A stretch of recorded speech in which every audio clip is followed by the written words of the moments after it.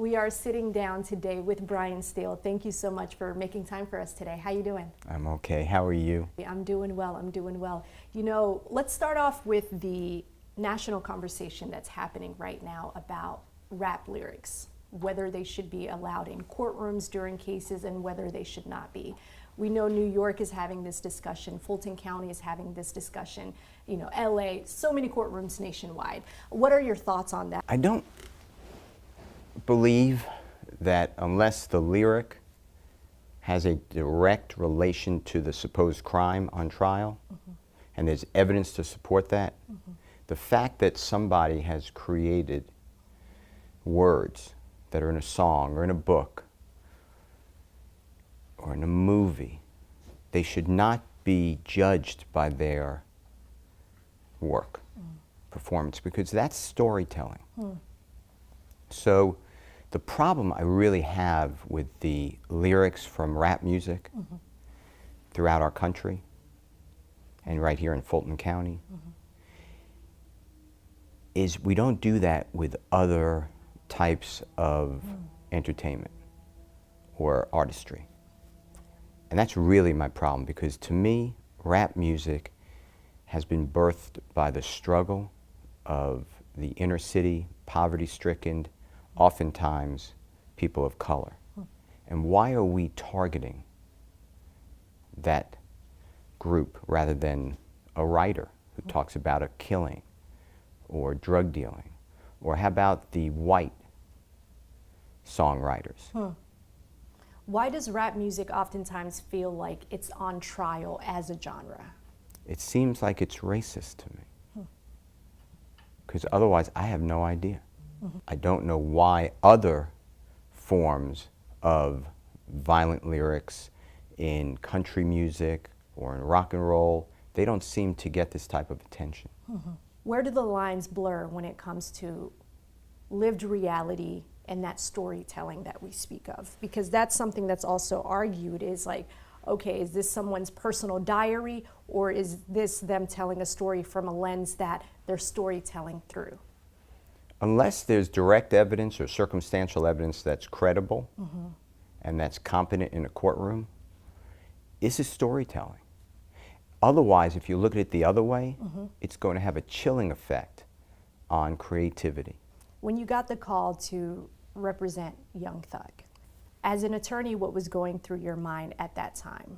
And I'm concerned with a human being who's wrongly charged. And I've had the pleasure of defending Mr. Williams for approximately a decade, maybe a little more. So to me, I know his family.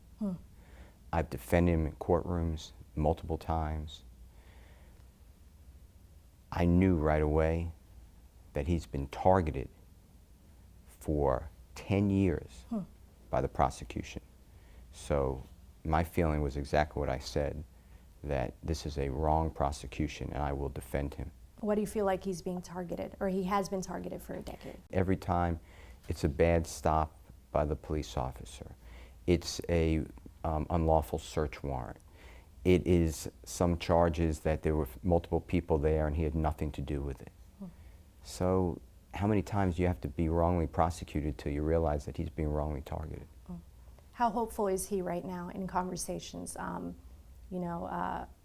We did hear the video that he made to his fans during a concert where he directly talked to his fans. But how is he doing right now with everything that he's going through? He's an amazing person who comes from hunger and poverty and lack of opportunity. He's extremely strong and he's getting stronger every day now. The indictment received new charges recently. Is that new evidence that came about? You know, where did the 6 new counts come from? On the day of Mr. Williams' arrest, which is going to be Monday, May 9, 2022, law enforcement officers executed a search warrant on the home that he stays in. He stays in many homes. And in that home, allegedly, there was marijuana found, codeine found, and guns. One gun, a supposed machine gun. That's the allegations. There were several people. I don't remember the exact number, 8, 10, 12 people in the home at that time. There's multiple people in and out of that house other than Mr. Williams. So what law enforcement officers did was they then charge Mr. Williams with these additional crimes. As you said, the indictment was already out, and now the prosecutor just added those charges to this indictment. And with the charges that are listed, which are, you know, very serious, you're saying your client is completely innocent. Mr. Williams is wrongly charged on every single count.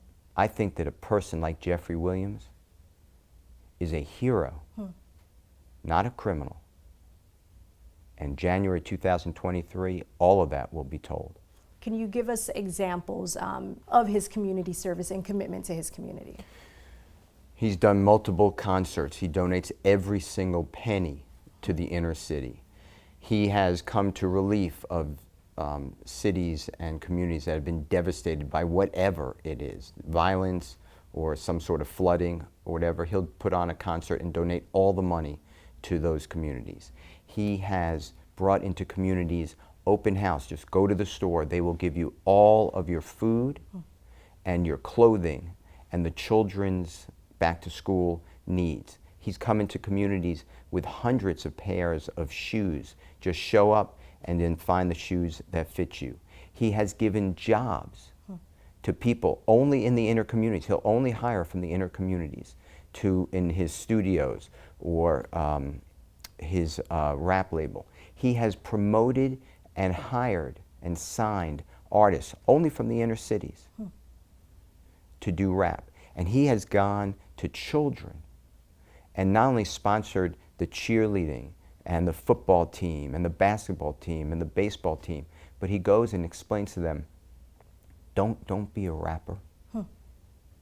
Go to school and go get a degree and be a professional. And he tells everyone that. There's this young man named Corey Jackson, Corey J. If you ever Google him, you will see what Mr. Williams does. He does it countless times, where he takes a child who's basically homeless and their family, and he doesn't want any credit.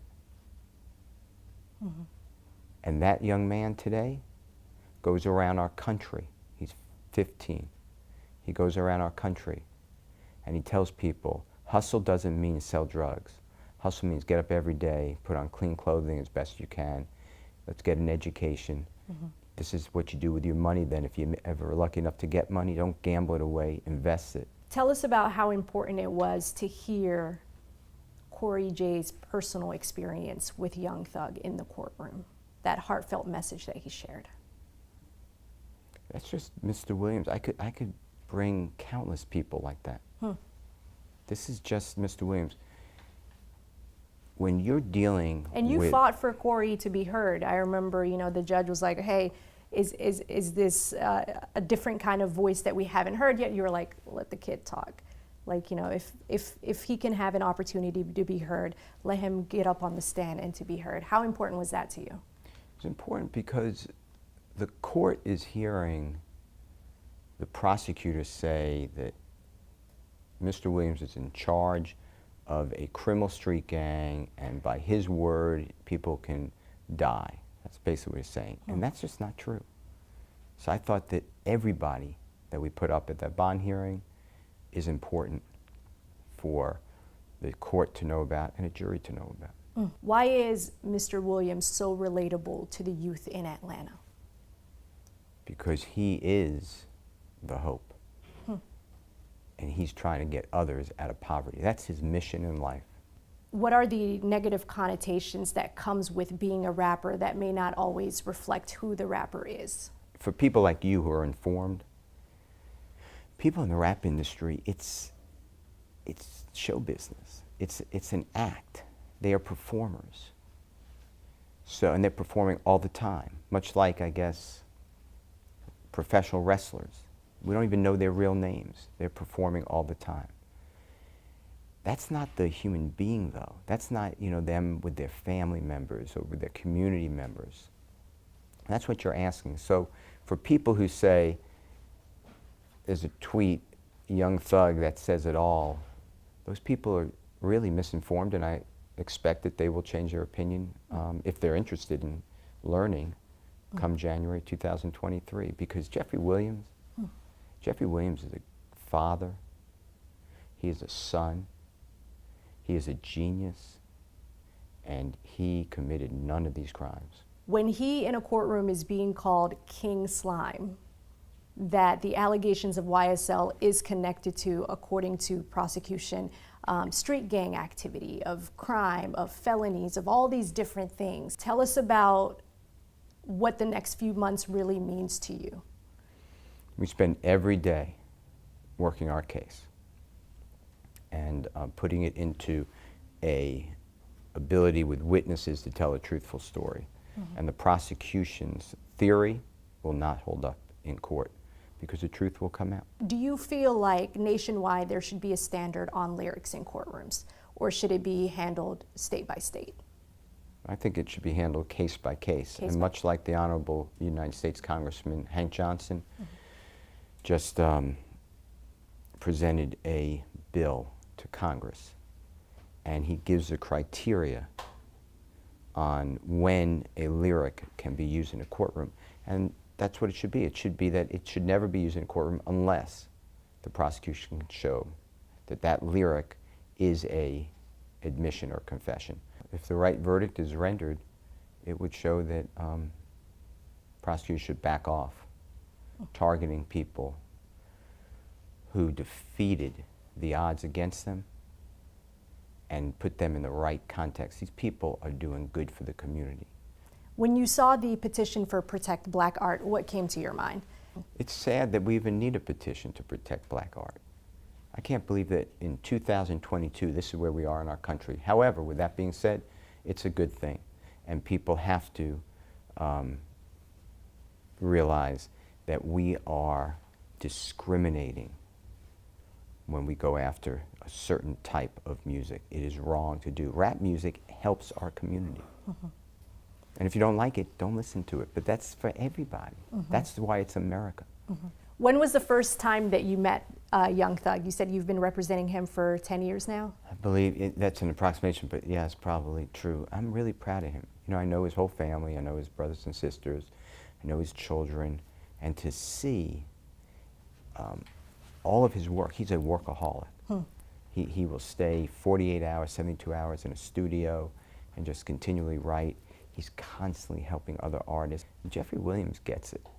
He gets it that people need help, and he's in a position, fortunately for him, where he can help other people until recently. For someone like him who does mean so much to his community that he came up out of, why is he under attack? Why is he being targeted? He's like the easy target. So if somebody gets arrested and gets in trouble and they want a deal, law enforcement officers are all too eager to say, well, tell us about Mr. Williams. Is he involved in this? What do you know about him? That's the problem with this case. It's coming from the word of people who are getting deals to say, yeah, he was there, or I saw him around, or he gave the order, or I heard from someone else he gave the order. That's what this case is about. You're not going to hear any confession of Jeffery Williams. So every time there is a potential link to anything, his name comes up. When you target a human being who's so well known, and you make it so easy for the other person to say, oh, you mean I could be released from this location that I don't want to be? All I have to say is, I know something about Jeffery Williams. That's pretty scary.